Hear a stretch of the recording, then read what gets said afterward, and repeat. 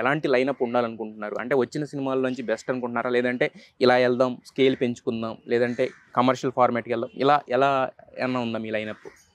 నేను ఒకటి గట్టిగా అదే చెప్పాను కదా, first few years of my production house నేను పెద్ద పెద్ద మెసేజ్లు ఏమి ఇవ్వాలనుకోవట్లేదు. I just want a film to be full entertainer. అది ఏ విషయంలో మనకి ఏదైనా ఎంటర్టైన్మెంట్, నాట్ జస్ట్ కామెడీ ఒకటే ఎంటర్టైన్మెంట్ అని కాదు. నేను ఆ క్యారెక్టర్స్తో పాటు స్క్రీన్ చూసేటప్పుడు నేను 100% స్క్రీన్లోకి వెళ్ళిపోయినా అంతే. So those the kind of films. నన్ను కూడా చాలా మంది వచ్చి మీరు ఏ జానరాలో చూస్తున్నారు నెక్స్ట్ కథలు పిచ్ చేయడానికి అంటే, నాకు అట్లా నేను అలా వాల్స్ ఏం పెట్టుకోలేదు. I just need the story to be honest. ఒకటే ఏం చూస్తా అంటే కొంచెం రిలేటబిలిటీ చూస్తాను నేను. అంటే రిలేటబిలిటీ అంటే ఏ విధంగా? ఆడియన్స్ కు ఉండాలి రిలేటబుల్ గా. అగే నేను మళ్ళీ చెప్తున్నాను, కమిటీ కుర్రాళ్ళు ఫుల్ సిటీలో పుట్టి పెరిగిన నాకు రిలేటబుల్ సినిమా కాదు. ఎమోషన్ నాకు రిలేటబుల్, ఫ్రెండ్షిప్ అనేది నాకు రిలేటబుల్. అలాగే నెక్స్ట్ వచ్చే సినిమాల్లో కూడా either fun has to be relatable or ఓ నేను ఎక్కడో విన్నాను, ఓ నాకు ఇలా తెలుసు. ఆ రిలేటబిలిటీ మన స్క్రీన్ లో చూసినప్పుడు ఉండాలి అంట. అయితే కమిటీ కుర్రాళ్ళు సినిమా ఒక ప్రొడ్యూసర్గా మీకు ఎలాంటి కాన్ఫిడెన్స్ ఇచ్చింది?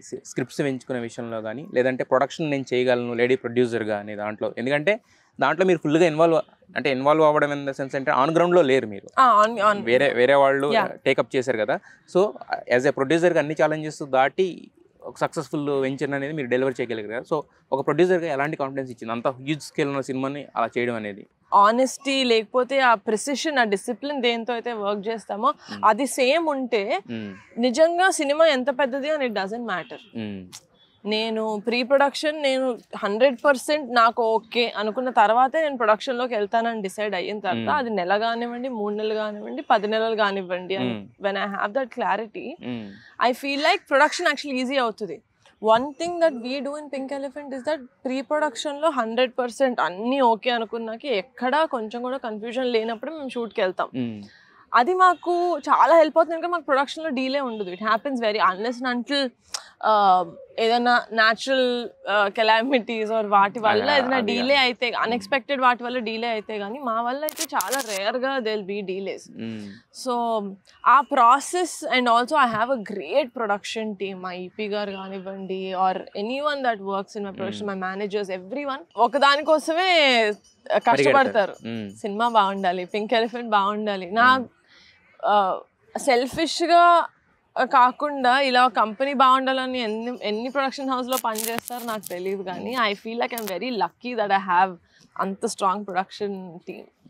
అయితే మీరు ఫస్ట్ సినిమా కంబైన్డ్ ప్రొడక్షన్ చేశారు, అంటే రిస్క్ ఫ్యాక్టర్ తగ్గుతుందనా, లేదంటే కనుక ఏంటి రీజన్ ఏమన్నా? రీజన్ ఏంటంటే వంశీ నా దగ్గరికి వంశీ గారు 4 years నుంచి కథ తిరుగుతుంది ఇండస్ట్రీలో. చాలా మంది విన్నారు, లేదమ్మా ఇది లేదు అని.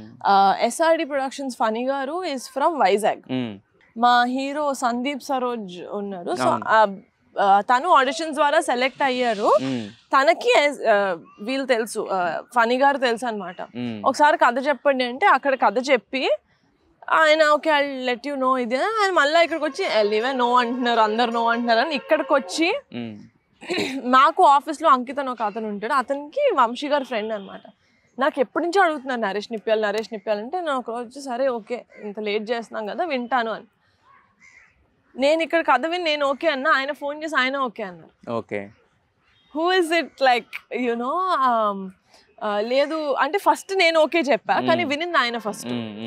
సో వీ వర్ లైక్ నాకు no problem I can work together అని చెప్పి, నాకు తెలియకుండా నాన్న త్రూ నాన్నకు బాగా తెలిసిన వైజాగ్ సైడ్లో, నాన్న ఆల్సో సెడ్ కంబైన్గా చేసుకుంటే ఏం ప్రాబ్లమ్స్ ఏం లేకుండా, ఎటు ఎవరు కొట్టుకోకుండా స్మూత్గా చేసుకుంటారంటే I think you can do it అని. అందుకని మేము వీ వర్క్ టుగెదర్. ఓకే, తల్లి బిడ్డ న్యాయం ఉండాలి. ఎగ్జాక్ట్లీ, అందుకనే. నెక్స్ట్ ఏమన్నా కంబైన్డ్ మళ్ళీ ప్రొడక్షన్స్ అయినా, లేదంటే ఎందుకంటే వేరే వాళ్ళు వచ్చారంటే ఖచ్చితంగా వాళ్ళకి సంబంధించిన ఏదో పెట్టాల్సి ఉంటుంది, మీకు ఫుల్ హ్యాండ్ ఉండదు, అది ఆబ్వియస్ గా జరగదు. సో మేము ఎప్పుడు మాట్లాడినా కో ప్రొడక్షన్ చేస్తే మా పింక్ ఎలిఫెంట్లో మా స్ట్రెంగ్త్ ఏంటంటే టేకింగ్ క్రియేటివ్ కాల్స్. అది నేను ఎవరి చేతిలోనూ పెట్టరు 100%. ఎందుకంటే ఆ కంట్రోల్ ఏంటంటే షూట్లో సడన్గా ఒక చిన్నది ఏదో ఇష్యూ వచ్చి స్కెడ్యూల్ కాల్ షీట్ పుష్ చేయాలా లేకపోతే ఇక్కడతో ఆపేయాలా అన్న కాల్ మీరు 5 minutes తీసుకోగలగాలి. నేను ఒక 10 కాల్ చేసిన తర్వాత ఇక్కడ నుంచి ఓకే అక్కడి నుంచి ఓకే తెచ్చుకొని నేను చేసానంటే ఇక్కడ అయిపోద్ది time. That is where we lose money if you are not ఏమంటారు time to time correct On గా point decision. వర్క్ చేసుకోకపోతే అక్కడ లేట్ అయిపోద్ది. అవన్నీ నేను వెబ్ సిరీస్ చేస్తుండగా చూశాను కాబట్టి ఈ ఫుల్ కంట్రోల్ నా చేతిలో ఉంటేనే ఐ విల్ డూ. మేము ఫనీ గారితో మాట్లాడినప్పుడు ఫనీ గారు ఈజ్ ఫ్రమ్ వైజాగ్. సో ఆయన యాక్చువల్ గా హైదరాబాద్ లో ఉండరు, ఆన్ గ్రౌండ్ లో ఉండి చేయడానికి లేదు ఆయనకు లేదు. కానీ మేము వైజాగ్ లో షూట్ చేసిన ఆయన కొన్ని రోజులు వెళ్ళున్నారు. బికాస్ నేను వెళ్తే అక్కడ షూటింగ్ స్మూత్ గా జరగలేదు కాబట్టి, బికాస్ ఆఫ్ పీపుల్. సో అలాగా వీ కంబైన్. కానీ క్రియేటివ్ కాల్స్ అన్ని మేము తీసుకుంటాం అని మేము ముందే చెప్పేస్తాం. దట్ ఈస్ రాసి పెట్టేసుకుంటాం ఎవరితో చేసినా కూడా. సో మాకు ప్రాబ్లం ఉండదు. So that is the unwritten rule. 100%.